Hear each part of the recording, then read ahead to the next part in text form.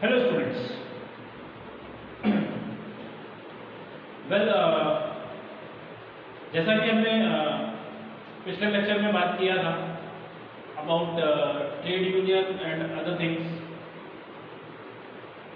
Trade union basically exist करती है just to promote, यहाँ ऐसा कहें, not just to safeguard the interest of workers, but at the same time also to promote better you can say work culture या working conditions. अभी जो हम एक टॉपिक यहाँ पर डील करेंगे या डिस्कस करेंगे इस लेक्चर के अंदर, वो है आपका इंडस्ट्रियल रिलेशंस। तो जो मैं क्या कहता कि जब मैं ट्रेड यूनियंस की बात करता हूँ, ट्रेड यूनियंस एक मेजर रोल प्ले करती है इंडस्ट्रियल रिलेशंस को मेंटेन करने के अंदर। इंडस्ट्रियल रिलेशंस है क्या?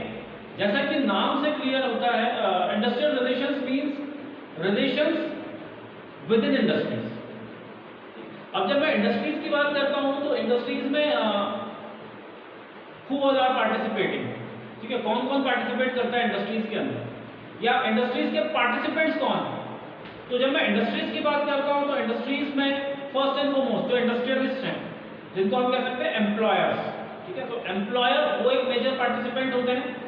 देन दी वर्कर्स, जो कि अपना स्वेट एंड लेबर, ठीक है, वो देते हैं मैन्युफैक्चरिंग यूनिट्स को, अंडरटेकिंग्स को। तो जो सेकंड पार्टिसिपेंट्स होते हैं इंडस्ट्रीज में, वो हैं आपके वर्कर्स, एम्प्लॉयज। और जो इनके अलावा अगर मैं बात करता हूं कि जिनका भी एक डायरेक्ट से होता है या एक इन्वॉल्वमेंट होता है, वो होती है हमारी अथॉरिटीज, दी गवर्नमेंट। तो अब यहाँ पर आप देखो, इंडस्ट्रियल रिलेशंस की मैं बात करूँ तो बेसिक कॉन्सेप्ट एंड मीनिंग। तो जैसा मैंने कहा कि जब मैं इंडस्ट्रीज की बात करता हूँ या इंडस्ट्रियल रिलेशंस की बात करता हूँ, industrial relations refers to the whole set of relations which exist between industrial participants, ठीक है। तो इंडस्ट्रियल अंडरटेकिंग के पार्टिसिपेंट्स हमारे कौन है?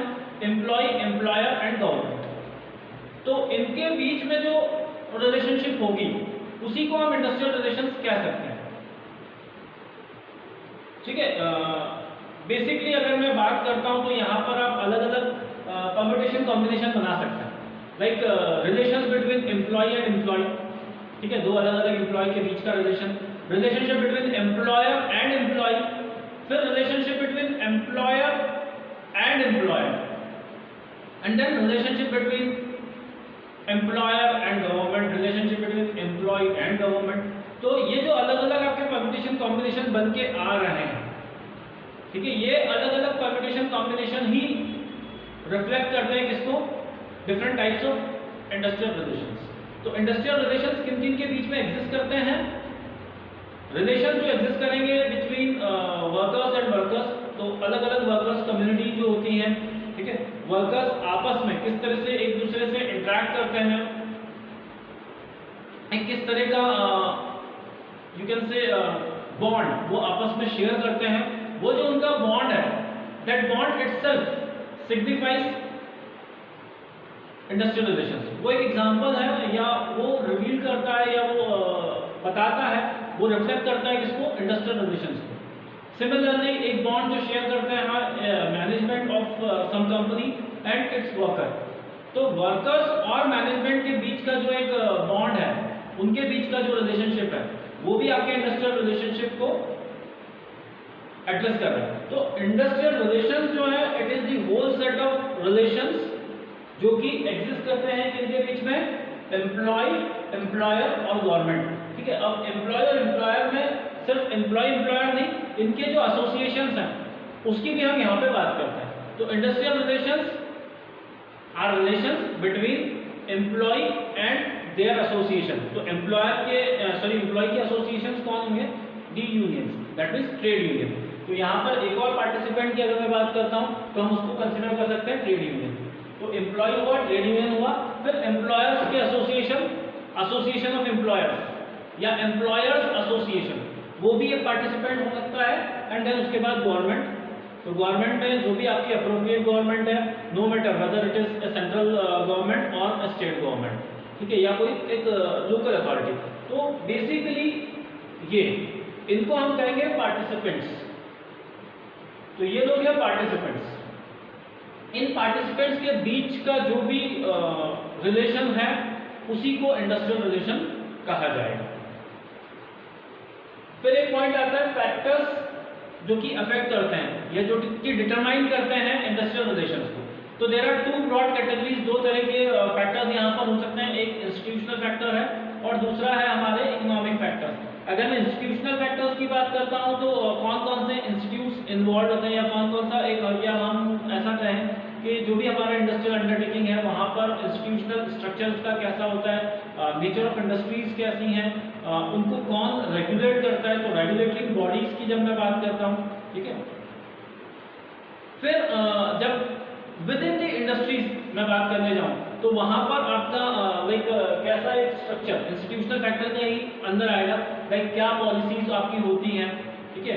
तो इंटरनल आपका वर्किंग कैसा है, फिर आपका जो एक वर्क कल्चर होता है या किस तरह का एक वर्क कल्चर आप शेयर करते हैं। ये सारी चीज़ें जो आपके कस्टम्स हैं, जो रिचुअल्स आप फॉलो करते हो within the institute, within your industrial undertaking, तो वो आपके इंस्टीट्यूशनल फैक्टर के अंदर जाएगा। फिर इकोनॉमिक फैक्टर की अगर मैं बात करता हूँ तो जनरल फैक्टर्स यहाँ पर हम कंसिडर कर सकते हैं with respect to the economic of your country. तो जो भी आपकी कंट्री की इकोनॉमिक और यू कैन से उसका इकोनॉमिक अरेंजमेंट है या उसका स्ट्रक्चर है, लाइक नेचर ऑफ गवर्नमेंट कैसा होता है, ठीक है। क्योंकि डिफरेंट टाइप्स ऑफ गवर्नमेंट की जब हम बात करते हैं, अगर आप एक कैपिटलिस्ट इकोनॉमी है, अगर आप एक सोशलिस्टिक इकोनॉमी है, या अगर आप एक मिक्स्ड इकोनॉमी है, तो यहाँ पर गवर्नमेंट का इंटरफेरेंस एक डिस्टिंक्ट तरीके से होगा। तो एक अलग रोल प्ले करती है government when it comes to boosting the you can say working of industries as well as उनके विद इन। जब हम पार्टिसिपेंट्स की बात करते हैं तो इन पार्टिसिपेंट्स का जो एक बॉन्ड है, ठीक है, तो उसको भी इन्फ्लुएंस करता है कौन, by and large the nature of government. तो किस तरह का गवर्नमेंट आपके कंट्री के अंदर या आपका जो ओवरऑल, जब मैं economic condition of the nation बात करता हूँ तो इकोनॉमिक कंडीशन ऑफ नेशन वो अफेक्ट करेंगे आपको। फिर बहुत सारे जो अलग अलग इकोनॉमिक पैरामीटर्स होते हैं, अगर मैं बात करता हूँ नेशनल इनकम से लेके तो आपके जो बैलेंस ऑफ पेमेंट होते हैं उससे लेके तो आपकी लाइक पर कैपिटा इनकम और जो भी अलग अलग इकोनॉमिक इंडाइसेस और पैरामीटर्स होते हैं वो भी अफेक्ट करते हैं आपके रिलेशंस को। इंडस्ट्रियल रिलेशंस के डिटर्मिनेंट्स प्लस फैक्टर्स अफेक्टिंग, तो दो हेड में हम बात कर सकते हैं। एक तो आपके लाइक इंडस्ट्रीज से जुड़े हुए पॉइंट्स या फैक्टर्स, और दूसरे आपके इन जनरल जो आपकी इकोनॉमिक कंडीशन और इकोनॉमिक जो स्ट्रक्चर होता है आपका कंट्री का वो, ठीक है। गवर्नमेंट की स्टेबिलिटी आ जाती है, वहाँ पे गवर्नमेंट का स्ट्रक्चर है, वो सब फैक्टर्स भी अफेक्ट करेंगे इंडस्ट्रियल अंडरटेकिंग्स को। और वो इंडस्ट्रियल अंडरटेकिंग्स को जिस तरह से अफेक्ट करेंगे इन रिटर्न उस इंडस्ट्रियल अंडरटेकिंग के अंदर एग्जिस्ट करने वाले रिलेशंस भी समहाउ उससे अफेक्ट होंगे। देन कम्स द ऑब्जेक्टिव्स और the purpose of industrial relations. Objectives की अगर मैं बात करता हूँ, the first and foremost objective जो है वो है to establish industrial democracy. Industries के अंदर एक डेमोक्रेटिक सेटअप लेके आना, इंट्रोड्यूस करना या एस्टैब्लिश करना, वो हमारा पहला ऑब्जेक्टिव है। लाइक जो भी इंडस्ट्रीज है, इंडस्ट्रीज में काम वर्कर्स के थ्रू होता है, लोगों के थ्रू होता है, तो उन लोगों के बीच में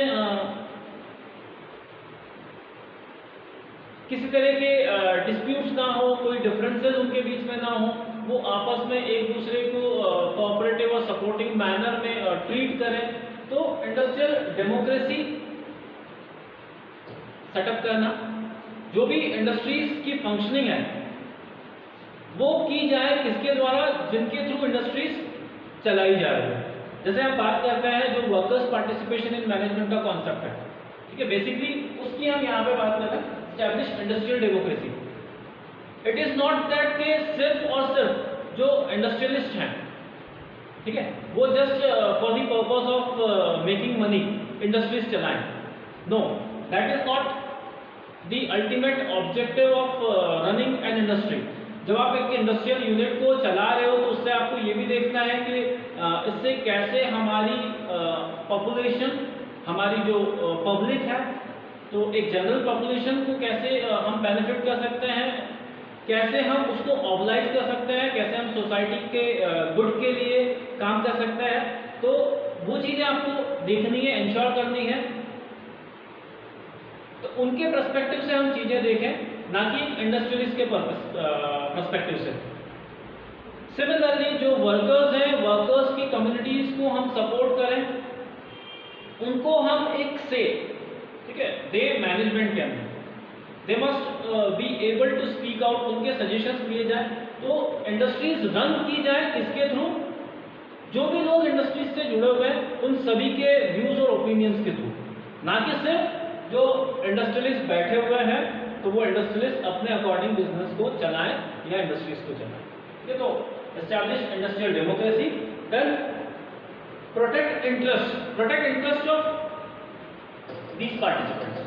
तो एक और हमारा ऑब्जेक्टिव जो है वो क्या है? एम्प्लॉय, एम्प्लॉयर और गवर्नमेंट के जो इंटरेस्ट होते हैं उन इंटरेस्ट को सेफगार्ड करना, प्रोटेक्ट करना। Then minimise turnover and absenteeism. Employee का टर्नओवर बहुत बेसिक सी कंडीशन है, मतलब बहुत बेसिक सी सिचुएशन है। अगर आपको वर्किंग कंडीशन अच्छी नहीं मिलेगी तो ना तो आप प्रोडक्टिव होंगे और एट द सेम टाइम ना आपका मन लगेगा काम करने में। जब आपका मन नहीं लगेगा काम करने में तो यू हैव ईदर ऑप्शन, या तो आप क्या करेंगे, you will straight away directly आप क्या करेंगे, you will say no to the work, you will say no to your employer, you will resign from the job और it will result in employee turnover. लोग आएंगे, join करेंगे, कुछ दिन काम करेंगे और चले जाएंगे।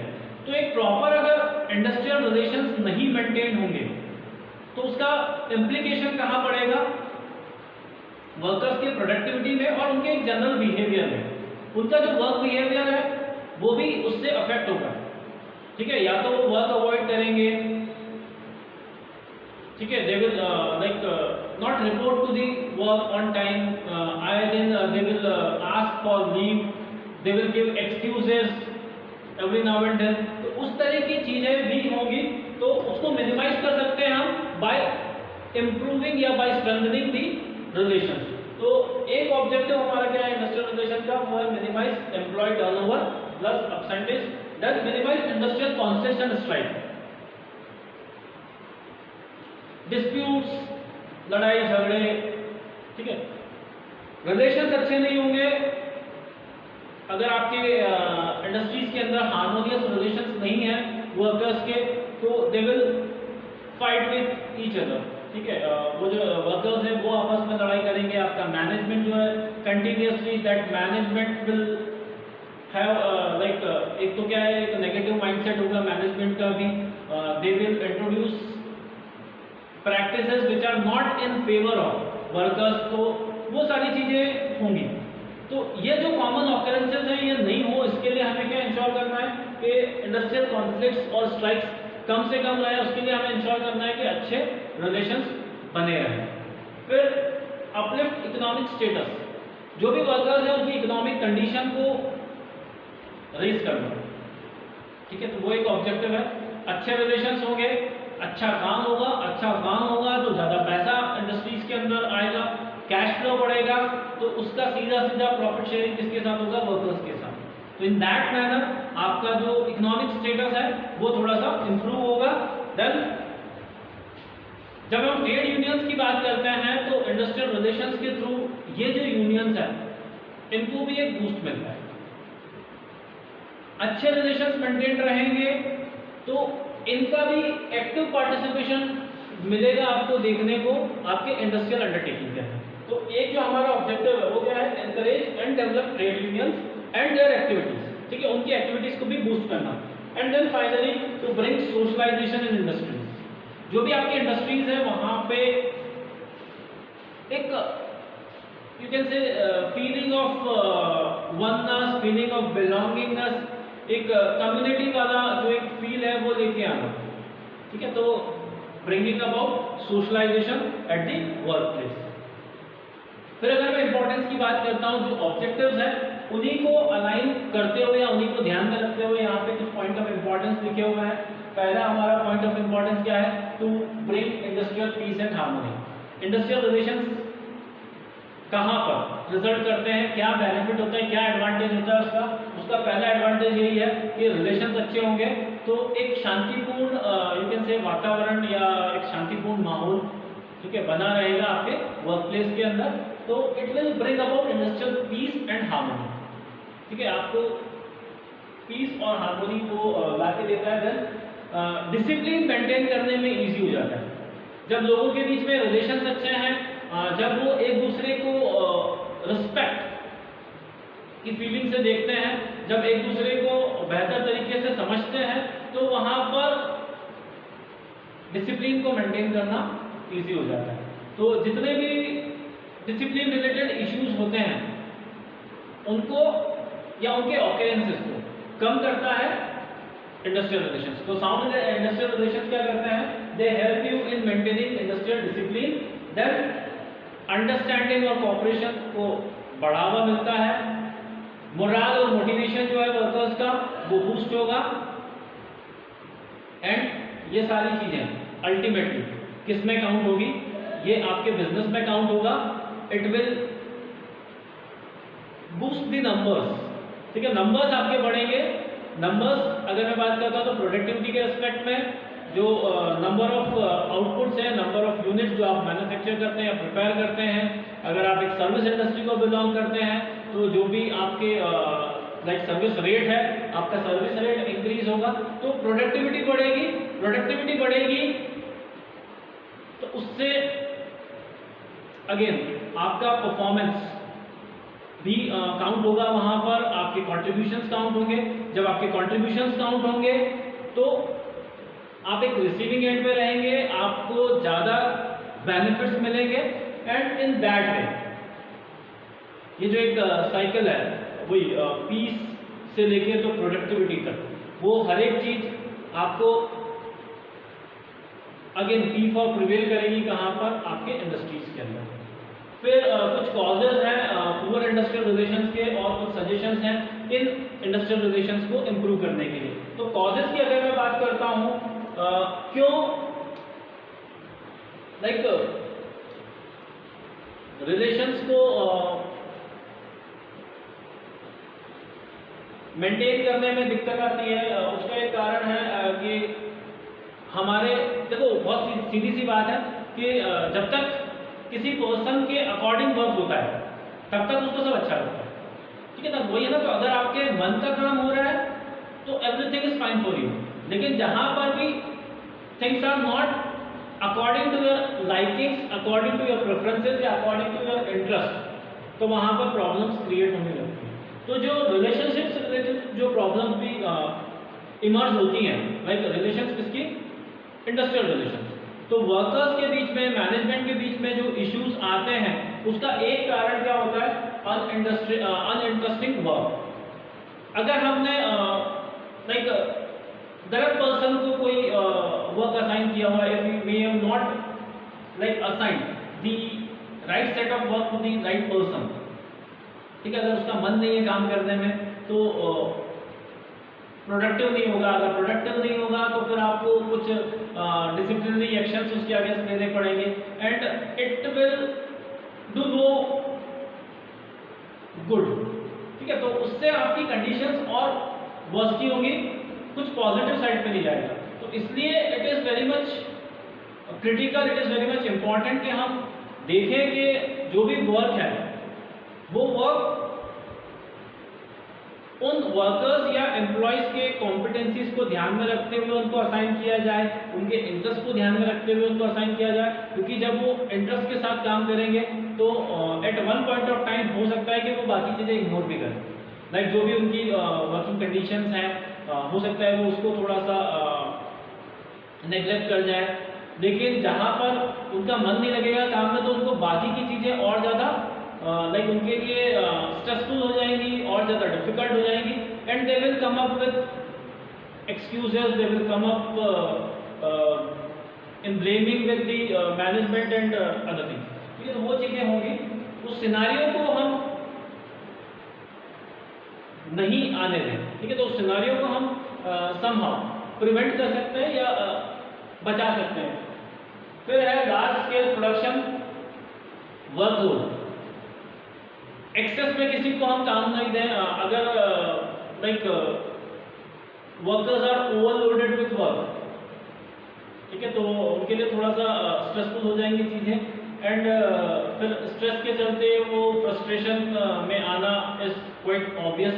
तो हो सकता है कि वो फ्रस्ट्रेशन में आके अपना गुस्सा, अपना एक जो डिसकंटेनमेंट है वो किसी को शो करें इन हो सकता है वो थोड़ा सा एग्रेसिव भी हो जाए, तो फिजिकल या साइकोलॉजिकल फॉर्म में वो उस चीज़ को यू कैन से उसके अगेंस्ट जाएंगे। तो हम कह सकते हैं कि पुअर कॉज या पुअर इंडस्ट्रियल रिलेशंस का एक कॉज क्या है, लार्ज स्केल प्रोडक्शन या वर्क ओवरलोड। फिर पुअर वेज स्ट्रक्चर। देखिए सारी चीज़ें जुड़ी हुई है किससे, कोई भी पर्सन वर्क क्यों करता है, कोई भी लाइक एम्प्लॉय जो है वो क्यों अपनी सर्विसेज किसी को देता है, because he want to receive like a good sum of money for the services which that person is rendering. अब अगर पैसा अच्छा नहीं मिलेगा तो कंप्लेंट करेगा, सीधी सी बात है। तो एक जो कॉज है वो क्या है, पुअर वेज स्ट्रक्चर। फिर ऑक्यूपेशनल इंस्टेबिलिटी या जॉब इनसिक्योरिटी। तो अगर जॉब इनसिक्योरिटी रहेगी, अगर आप को लगता है कि there is always that risk which is coming to you, हर समय अगर आपके ऊपर एक खतरा मंडराता रहेगा कि at any point of time you will be losing your job, तो वो चीज़ फिर रिफ्लेक्ट होगी। अगर आप खुद से कन्विंस नहीं हैं तो आप कंट्रीब्यूट नहीं कर पाएंगे। तो you have to take care of it. And फिर उसके बाद वीक और पुअर वर्क कल्चर। अगर वर्क कल्चर अच्छा नहीं है, nothing is going to help you out. तो इंडस्ट्रियल रिलेशंस के ये कॉजेज हैं, पुअर इंडस्ट्रियल रिलेशंस के कॉजेज हैं। और टू हैव गुड रिलेशंस हमें क्या करना है, हमें सबसे पहले एक कंस्ट्रक्टिव एटीट्यूड और एक्शन, इन दोनों का ब्लेंड आपको लाइक इंडस्ट्रियल अंडरटेकिंग्स के अंदर लाना पड़ेगा। जो भी मैनेजमेंट है प्लस वर्कर्स हैं, पहली चीज ये है कि उनका जो फ्रेम ऑफ माइंड है वो हमें पॉजिटिव बनाना पड़ेगा। तो पॉजिटिव फ्रेम ऑफ माइंड के थ्रू ये पॉजिटिव अप्रोच उनके अंदर आ पाएगा। तो पॉजिटिव माइंड रहेगा तो पॉजिटिव थॉट्स आएंगे, पॉजिटिव थॉट्स होंगे पॉजिटिव एक्शंस आएंगे, पॉजिटिव एक्शंस होंगे तो पॉजिटिव रिजल्ट्स मिलेंगे, और जब पॉजिटिव रिजल्ट्स मिलेंगे तो सब चीज पॉजिटिव ही रहेगी। ठीक है, तो in order to be positive you have to think positive. ठीक है, तो सारी चीज वही है कि कंस्ट्रक्टिव एक माइंडसेट के साथ आप काम करें। दूसरा, क्लैरिटी होनी चाहिए वर्क को लेकर, जो पॉलिसीज हैं, रूल्स रेगुलेशंस हैं, उनको लेकर। ठीक है, किसी भी तरह से कोई भी चीज हिडन नहीं होनी चाहिए। एक ओपन कम्युनिकेशन, हमने यहाँ पे लिखा हुआ है, लास्ट पॉइंट ये भी है कि there has to be strong and open communication. तो सब चीज पारदर्शी होनी चाहिए, ट्रांसपेरेंसी आपके सिस्टम के अंदर होनी चाहिए। ट्रांसपेरेंट सिस्टम आपको फॉलो करने की जरूरत होती है, उससे बूस्ट मिलता है लोगों के कॉन्फिडेंस को, उससे ट्रस्ट आपका बिल्डअप होता है। तो एक पॉइंट हमने वो भी लिखा हुआ है, रिमूवल ऑफ डिस्ट्रस्ट।